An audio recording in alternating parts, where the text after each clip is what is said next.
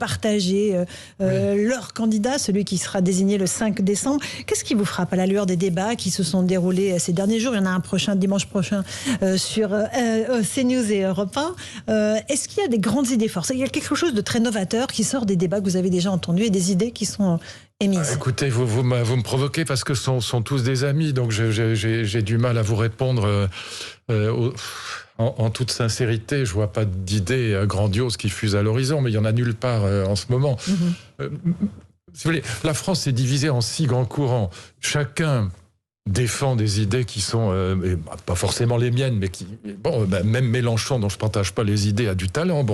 Tout le monde, Jadot a du talent, je partage pas ses idées. Le problème de la France, c'est qu'elle est divisée aujourd'hui en 6 grands courants qui sont à peu près équivalents. Vous avez les écologistes, vous avez les centristes avec Macron, vous avez ce qui reste des LR, ce qui reste du Parti socialiste, vous avez l'extrême droite et l'extrême gauche. Et donc, ils sont pas équivalents, mais enfin, ça fait quand même 6 courants. Le vrai problème, c'est que comme tout le monde se déteste là-dedans, c'est pas qu'ils soient tous nuls, c'est pas vrai. Il y a beaucoup d'idées, y compris chez des gens que, je citais Mélenchon, il est incontestable que cet homme a du talent. C'est un bretteur remarquable, il parle admirablement, il a ses idées à lui, c'est pas les miennes. Mais le problème, c'est que tout ça fait un patchwork, ça fait un puzzle qui ne donne absolument aucun cap à la France. C'est ça le vrai problème aujourd'hui.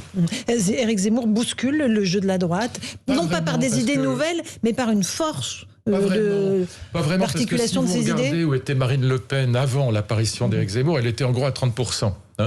Et donc là, elle se retrouve, au fond, Éric Zemmour a divisé, si je puis dire, le Front National, enfin le Rassemblement National en 2, c'est plutôt ça, en étant plus radical, beaucoup plus agressif et beaucoup plus violent d'une certaine manière que Madame Le Pen. Mais en vérité, à eux deux, ils n'ont pas énormément gagné de part de marché, ils sont à 35%, ils ont gagné un peu, mais c'est surtout que l'extrême droite, ou la droite extrême, je dis plutôt la droite extrême parce qu'ils veulent pas prendre, comme le voulait l'extrême droite des années 30, le pouvoir par la violence. Ils passent par les élections, ils sont républicains.